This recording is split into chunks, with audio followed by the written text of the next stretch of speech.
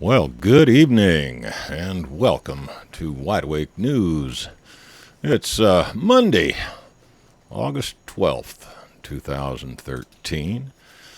I want to thank all the listeners out there in Rinse Radio land. Hope you get a kick out of the show, but there is a Justin TV broadcast of this to where you can actually see some of the ugly looks in my face when some of these news articles come wafting through the room. Whew.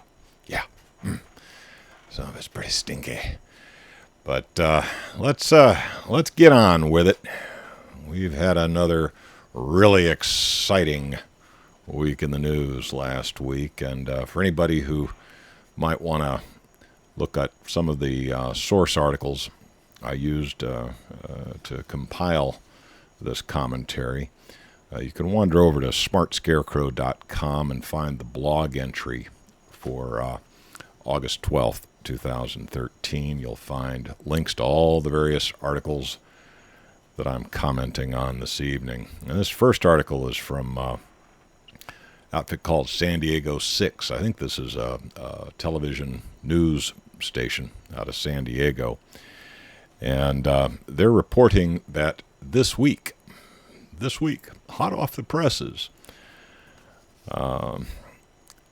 Elise Jordan, the wife of journalist Michael Hastings, pictured here on the left, who recently died under what some would call suspicious circumstances, corroborated this reporter's sources that CIA Director John Brennan, pictured on the right, was Hastings' next expose project. Very interesting. Let's see here. After providing last month, a source provided San Diego 6 News with an alarming email hacked from super secret CIA contractor Stratfor is the name of the company. Stratfor's president, Fred Burton. The email was posted on WikiLeaks and alleged that then Obama counterterrorism czar Brennan, again pictured on the right, was in charge of the government's continued crackdown, what some would call a witch hunt, on investigative journalists. Just another unrelated coincidence. Nothing to see here. Y'all can go back to sleep now. Absolutely no connection. Can't imagine why anybody would think any of that nonsense has anything to do with anything. On a related issue, a lot's been made, about a video. I showed the video. This was a security camera video that was released. A lot of people swear up and down they could see Hastings' car blow up long before it came to rest against the tree. Now, I got to admit, my eyes are not that good, and the video was black and white and kind of grainy.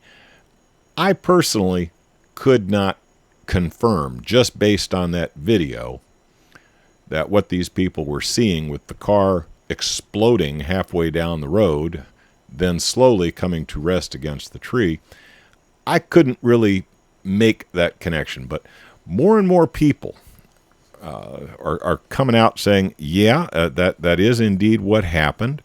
Let's see here. The pre-explosion could possibly explain the flash of light on the video that preceded the appearance of the car in the video. The pre-explosion and slower speed could also explain. It turns out that the car was only going 35 miles an hour when it went past the security camera. And a lot of people had claimed that the car was just flying like a bat out of hell, and that they could even see sparks under the car as it was going over bumps and so forth. Well, unfortunately, there's a lot about this so-called automobile accident involving Michael Hastings that just don't smell right. And I think as continued information comes out and more of us continue to harp on this issue, harp, perhaps at some point authorities will be embarrassed into doing at least a cursory investigation of the possibility that that man might have been murdered.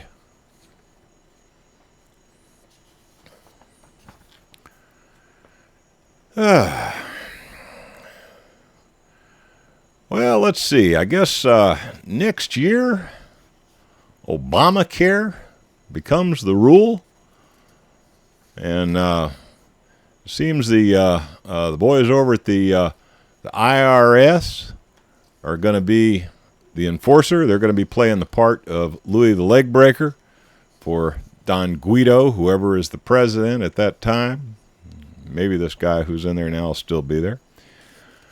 But turns out the IRS, the Union of IRS Employees, has decided that they would really prefer not to be involved in Obamacare, even though they have been the hand-picked enforcers of the individual mandate, which basically means you will buy insurance from an improved insurance company, whether you like it or not, whether you ever intend to use it or not. End of conversation. You can call it what you want, but it appears to be yet another burden on an already overburdened economy. The middle class cannot afford this individual mandate. Another interesting thing is a lot of big corporations have gone and whined and cried, and they've gotten a delay, okay? They don't have to abide by the corporate mandate for, some of them up until 2016. But the individual mandate, that mandate placed on you, still stands. You will buy insurance from a approved insurance provider, basically one who made the right amount of contributions to the right political parties, or you will pay a big penalty. And the IRS, whose employees prefer not to be involved in Obamacare, will play Louis the Leg Breaker to Don Guido's demands. Do we understand each other? Get ready for it. It's coming. You are about to be hit in the back of the head with a big 2x4. Are you doing anything about it?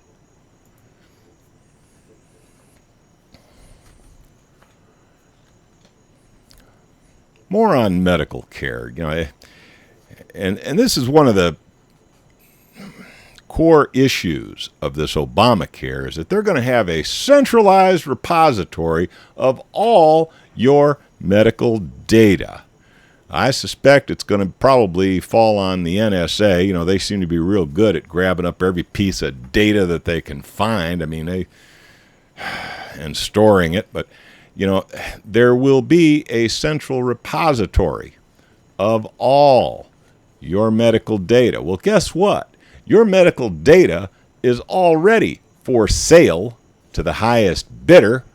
There are companies out there who specialize in grabbing medical data and correlating it against demographic reports for a given geographic area, and they can quite literally nail down what your medical condition was, how many times you've been to the doctor, what was prescribed, the whole 9 yards. And this information can and is used for such things as perhaps adjusting your insurance premiums, or maybe you'd like to have a firearm and you might get denied because a couple of years ago your dog died, you were depressed, and you went to the doctor, and I'm really depressed because my dog died, and maybe you took some antidepressant medication for a couple of months until you got over it. No telling what impact the centralization of all of your medical data. No way to know yet exactly how that might impact us as time goes on. Welcome to 1984, folks. It's a little bit behind, but looks like we're getting there. Stand by, please. We're going to do our first break for the evening. We'll be back right after these messages. All right, now I want the audience to make sure you remember to buy at least one of each product advertised on this show. Now, show those advertisers a little bit of love. We need them to keep the lights on. So, I appreciate all the comments. Why are you taking all these ads? Why can't you do it ad free? Well, you don't run a network, on freebies. It costs a lot of money. We started the show talking a little bit about Obamacare and how the IRS employees, they don't want to be involved in it. They'll be the strong arm, they'll be the enforcers. They'll do the government's bidding. They'll turn you upside down, shake you until your gold teeth come out, so your Obamacare money gets collected. But they'd like to stick with their current preferential health insurance plan. So it's all we're all created equal, except some are just a little bit more equal than others, right? You're okay with that, right? You don't have any problem with not only paying for your Obamacare, but also paying for those IRS employees to have something just a little sweeter package than what you get. You don't mind that at all, do you? Doesn't bother you a bit. Well, there's a little bit more stink that still hovers over this outfit that most all Americans, I guess you got to be an American. Although I guess everybody in the world probably has some outfit kind of like this outfit that we here in the United States refer to as the IRS. It's known as the Internal Revenue Service.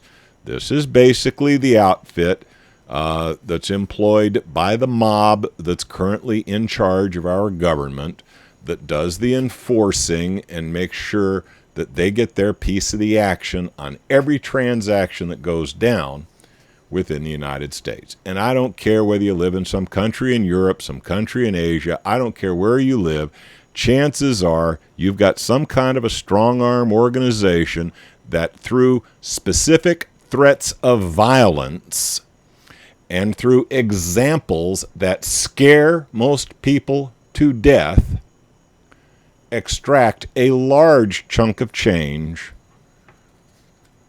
out of the proceeds of your sweat and labors.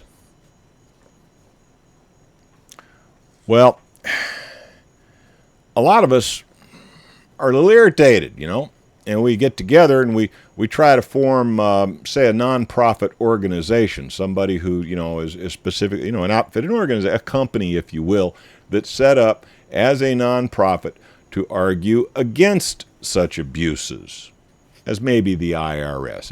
And maybe we call ourselves a Tea Party or a Liberty or a Campaign for Freedom or whatever, But, if in our bylaws or in the name of our organization, we have one of these key buzzwords like Tea Party or freedom or Constitution or conservative or whatever, there's a real good chance that when we make our application to get tax-exempt status so that we can operate this enterprise as a tax-free organization and perhaps encourage voluntary contributions from people who'd like to help us out and extend a tax break to them for that charitable contribution. If we would like to set our organization up in that way, there is a very good chance that the Internal Revenue Service is going to look upside down. They're going to get out the rubber gloves and ask you to bend over, okay? They really, really, really want to make it tough on that type of organization. Now, if you're in support of Israel or you're doing something for, this, humanitarian cause or that one, chances are, you're easy through the gates. But boy, if you're coming down on the side of individual liberties and get the government out of my life, there's a very good chance you're going to be 3 to 5 years getting approval for your tax-exempt status, and frankly, you may never get approved.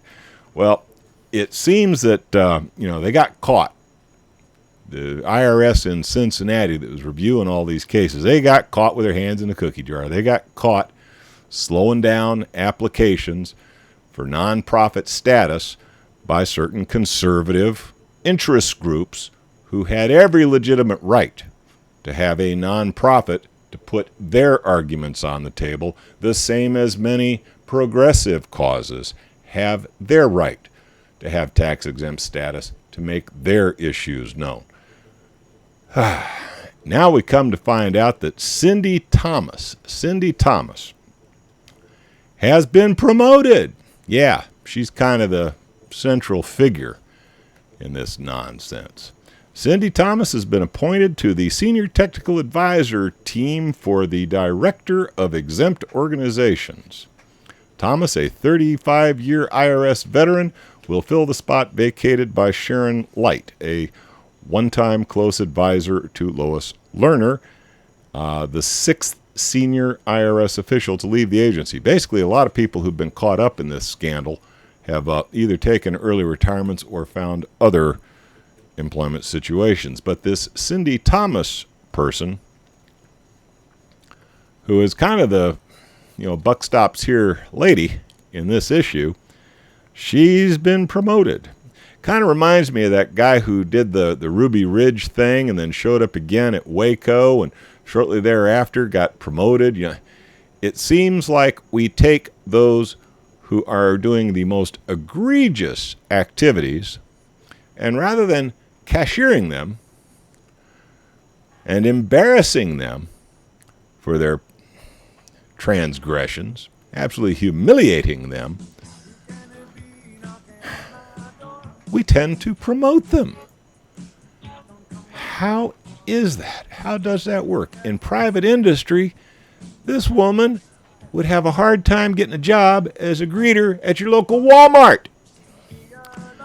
I hear the bumper music playing in the background. We need to take another break. We'll be back in just a moment after we try to sell some products to keep the lights on. We'll be back in a minute. Just stand by. And we're back from that break, and I hope those advertisers did their job. Yeah. I mentioned last week that I was going to try real hard this week get into this Benghazi issue.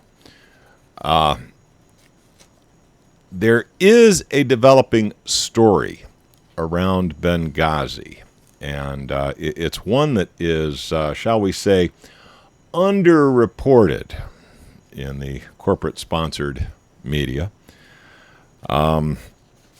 Unfortunately, the story is still developing. I kind of thought there might be some hard-hitting information on it by tonight, but right now, about the only thing I can offer you is an article came out in the Telegraph by a fellow named Damien McElroy.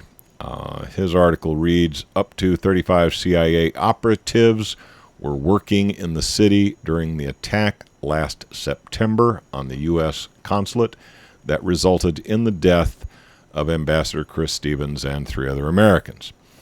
The circumstances of the attack are a subject of deep division in the U.S., with some congressional leaders pressing for a wide-ranging investigation. Sources said that more Americans were hurt in the assault, spearheaded by suspected Islamic radicals, than had been previously reported. Basically, all that was reported were the State Department employees who got whacked. We still don't know how many military and CIA were killed or injured in that incident. What is starting to become very, very clear is that the CIA's mission in Benghazi was to attempt to buy back from the current warlords that are running Libya all the various advanced weaponry that the United States had sold to Muammar Gaddafi during his reign, and the weapons that were provided to those who took Muammar Gaddafi down. It appears that those weapons were needed elsewhere in the world. Does the name Syria come to mind? Needless to say, right now there's still a lot of speculation, a lot of accusations going in a lot of different directions. The name Hillary Clinton comes up in a lot of these discussions. I have a funny feeling it's going to take a Michael Hastings and a WikiLeaks to get the real dirt on the street. For now, best we can do is synthesize information from a number of sources who seem to have tantalizing little pieces of the puzzle. But you have to be careful because a lot of the information that's out there, it's sometimes hard to separate facts from people's speculation. Right now, verdict's still out.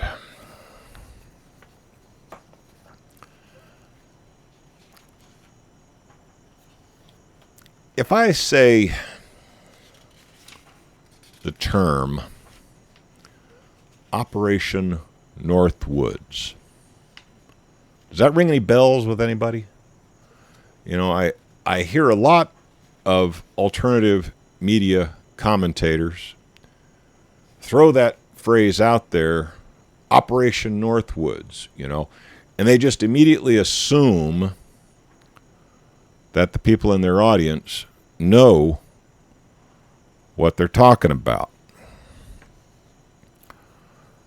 There was an article that came out on the 8th, a few days ago,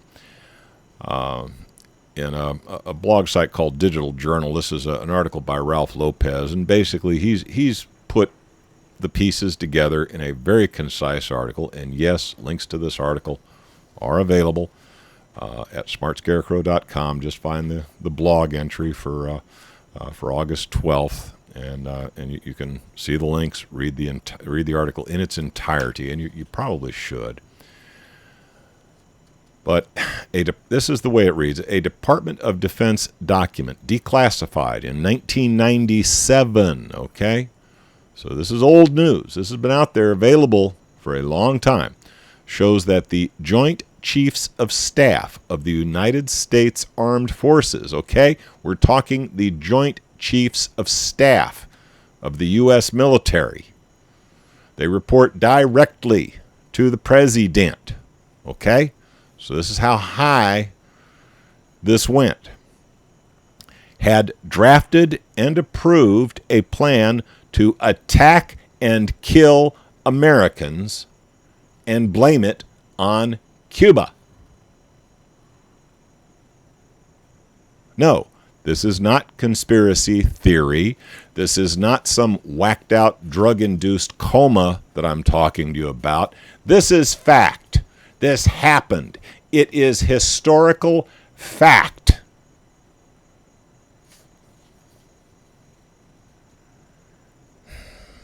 Luckily, the plan was rejected by then-President John F. Kennedy after it was presented by the chairman of the Joint Chiefs of Staff, General Lyman Lemnitzer. Let me see if I got a picture of this guy.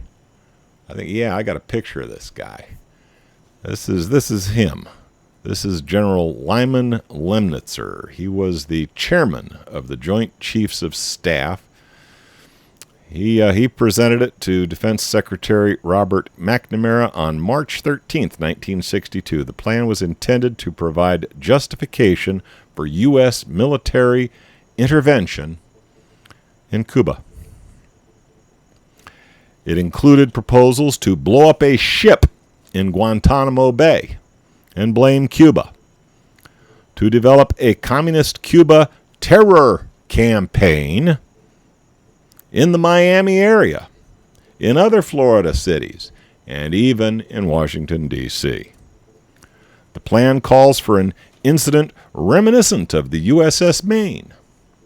The plan references another covert action plan Operation Mongoose.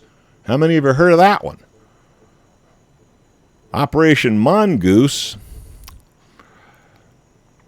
which goes as far as arranging for the spaceship of American astronaut John Glenn to crash on takeoff and blaming that on Cubans. I mean, these guys were out to blame something on Cubans, and frankly, they didn't care who they had to take out in the process. Oh, but that's ancient history. Oh, come on, Gary. You know, that's 1962. They've mended their ways. They've changed their ways. You know, that kind of stuff wouldn't happen today, man. Come on, get with it. You're just a tin hat wearing kook, man. Get off it. They only did that back in the 60s. Come on. Get real.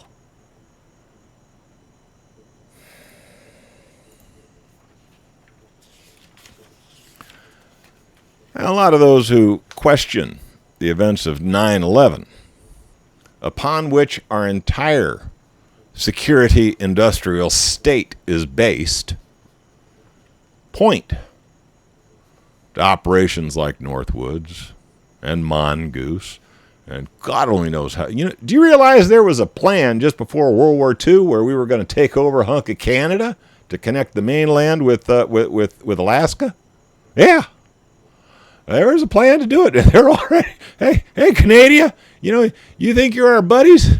We had a plan. We were going to wage war on you. We were going to take over your west coast. They had a plan all written up. It was just waiting for some president to get a little weak-kneed, and it was going to go down.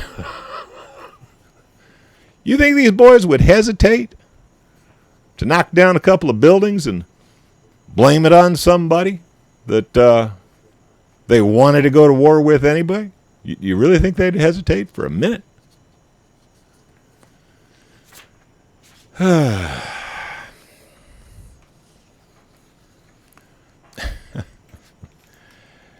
And yes, the CIA is now waving all sorts of evildoers and al-Qaeda. They're waving al-Qaeda at us again, you know, telling us it's, you know, that Syria is probably the most important issue facing the United States today.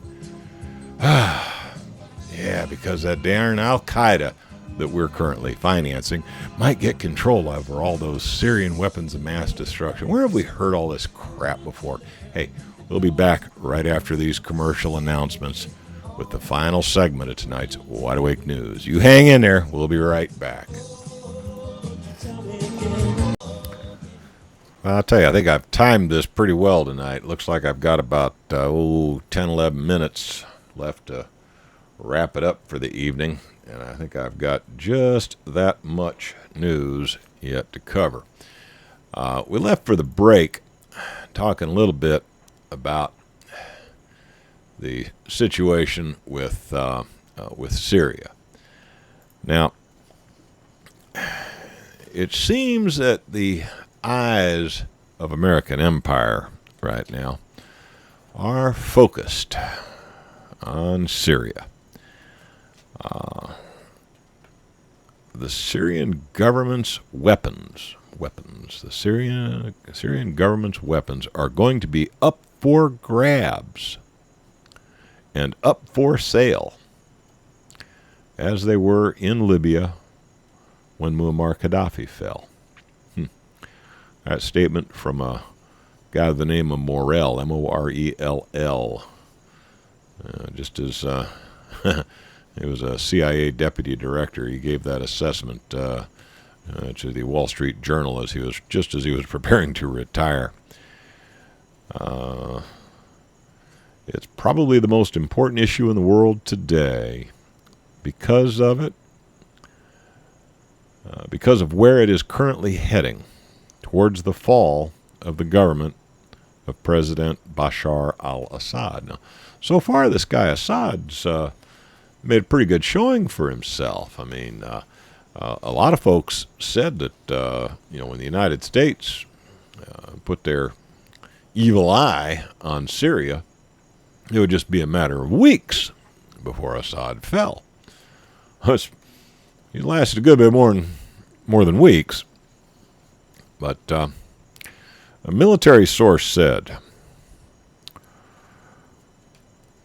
the Army carried out an ambush on a group of terrorists belonging to the al-Nusra Front. That's another word for al-Qaeda. That was trying to infiltrate and attack a military post. All the terrorists were killed, their arms captured. Okay.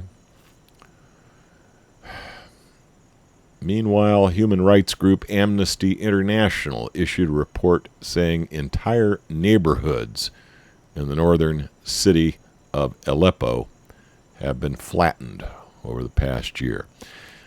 Well, you know, it's turned into a war zone. And, of course, the ones who bleed whenever there's war are always the civilians. Now, all accounts are this guy, Assad, is not a nice man. Okay? And, you know, you can pick on him for his cronyism, and you can pick on him for his government corruption, and you can pick on him for this, and you can pick on him for that. I mean, yes, Assad has many foibles that you can pick on. But Assad, like his father before him, has maintained a reasonably stable, secular nation for some years now, where Christians, Jews, Muslims, Alawites, people of all faiths, seem able to get along.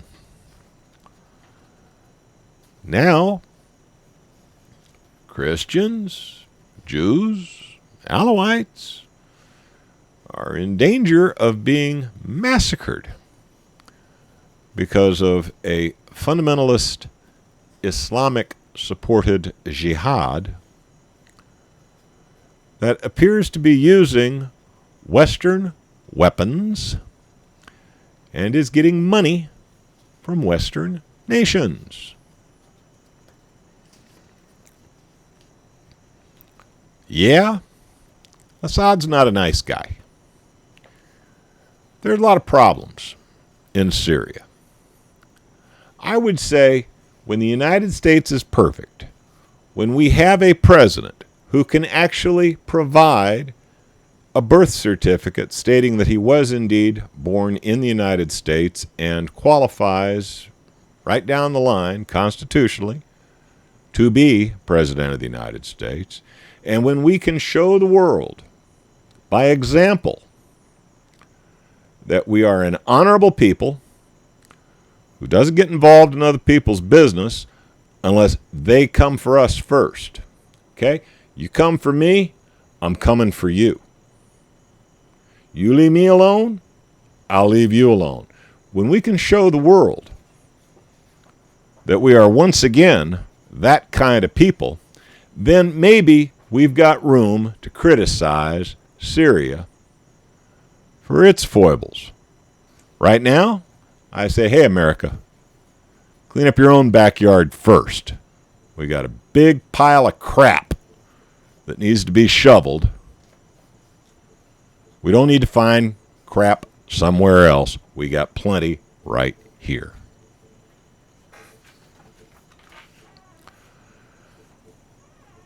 You know, I always try to end these programs with a little bit of a giggle, and you know, there's always a couple items in the news that should give you a little bit of a laugh. You know, and when you look at some of the stuff that we have to discuss every week, you know, it's so negative and so depressing that I think it's important to exit the broadcast with a little bit of positive news, a little bit of good news, something to make you laugh a little bit, you know, maybe make you forget your troubles for a minute. So I've got a couple items here that I have reserved just for that purpose, and I I hope you've got your adult beverage and snacks ready, because this I think is going to be fun. It's been reported that Rush Limbaugh and Sean Hannity will no longer be working for the outfit Cumulus Media and WABC.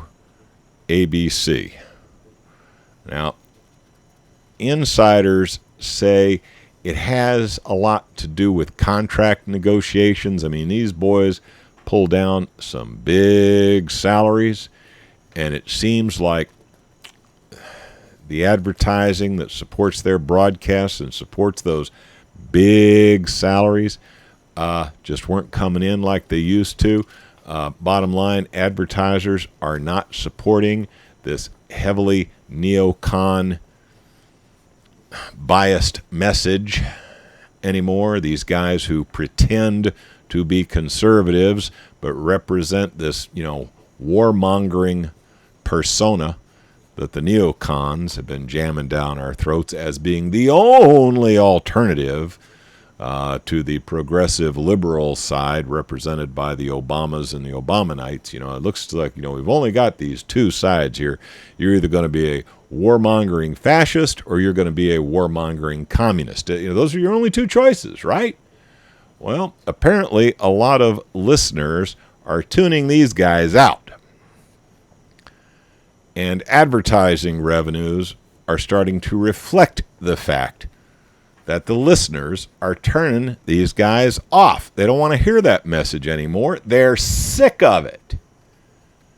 These guys are no more real conservatives than Obama is a real progressive. Is it any wonder? But don't fret too much for Sean and Limbaugh. They'll land somewhere. If you're really interested in hearing their nonsense, you'll still find them out there in Radio Land. But, gee, they may have to go to work for a syndicator that doesn't pay quite as well as what they had grown to become accustomed to.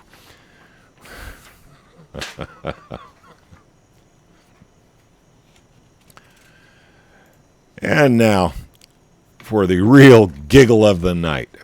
Now, I tell you what, if this one doesn't send you out of here with a belly laugh, nothing will.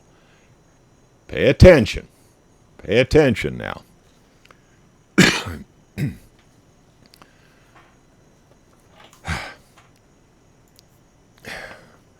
Credit card applications. How many of them do you get in a month? Huh? I probably shred and toss, 10, 15, 20 of the damn things every month. I don't want your credit card. Well, here's a report. This is from the Telegraph, a fellow by the name of Andrew Trotman, and I got to thank him for giving me my giggle of the week. Apparently, this incident happened in Russia, but there's a fellow named Dmitry Argakov, and I probably pronounced his name wrong. Please forgive me, sir. But I want to get your message out there. Was sent a letter offering him a credit card. He found the rates not to his liking. Well, instead of just shredding it or threw it away, he scanned it into his computer, made some changes to the contractual agreement, signed it off, sent it back to the credit card processing company. Well, lo and behold, they approved the application and sent him a credit card. Okay. Now, his version of the contract contained a 0% interest rate, no fees, no credit limit, and every time the bank failed to comply with the rules, he could fine them 3 million rubles, roughly, $8,700, or 8,700 pounds, I guess is how this is expressed. If the credit card company tried to cancel the contract, it would pay him 6 million rubles. So he basically just rewrote the contract to his benefit instead of the credit card company. Well, guess what? They didn't read the contract. They signed it and sent him a credit card. And when they tried to sue him for all their miscellaneous fees and everything, he took them to court with his copy of the contract. He says, no. Here's what we agreed to. You got to abide by your contract. And the judge found in his favor. Yes, you got to live in Russia to get even with those SOBs, apparently. Anyway, he's now suing the bank for breach of contract. His case will be heard probably within the next 60 days or so. Yeah, I hope you enjoyed that last-minute giggle. I hope you have a good week, what's left of it. Stay tuned for Jeff Rentz. He's coming up right after this next commercial break, and I will see you next Monday. Good night, all.